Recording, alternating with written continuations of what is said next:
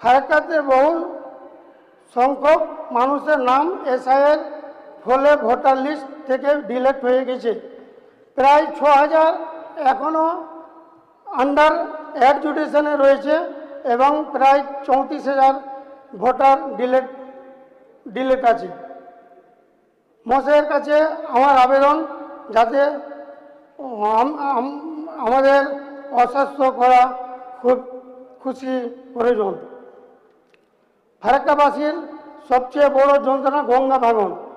গঙ্গা ভাঙনে প্রায় 25 থেকে 30 বছর সংখ্যা পরিবারের ঘর বাড়ি হারায়, কৃষি জমি হারায়, জীবিকা হারায়।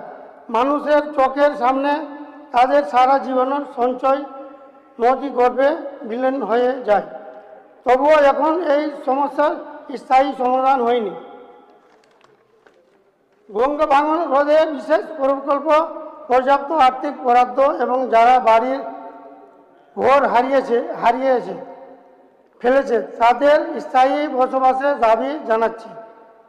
মাননীয় অধ্যক্ষ মহাশয়, আপনার মাধ্যমে আমি সরকারের দৃষ্টি আকর্ষণ করতে চাই, মুর্শিদাবাদ মালদা জেলার গঙ্গা ভাঙনের ক্ষতিগ্রস্ত হাজার হাজার পরিবারের দুর্দশায় দীর্ঘদিনের ধরে গঙ্গা ভাঙনের ফলে বহু মানুষ তাদের ভিটে মাটি ও সব কিছু হারিয়ে বিভিন্ন সরকারের জমিতে আশ্রয় নিতে বাধ্য হয়েছে।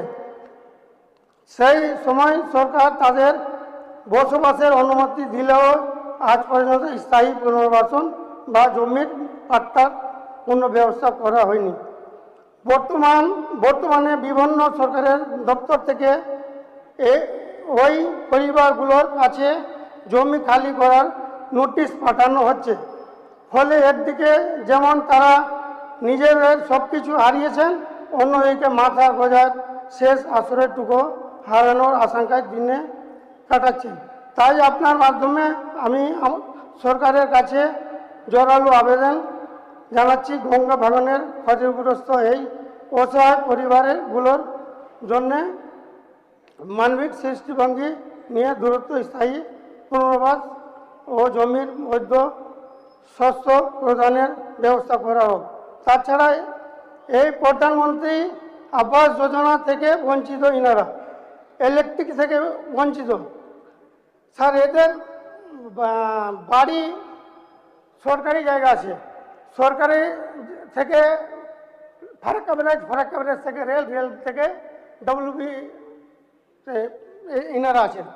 ইনাদের রিকোয়েস্ট করব সরকারের কাছে যে একবার স্পেশাল টিম করে ইনাদের বাড়ি ভিজিট করা হোক।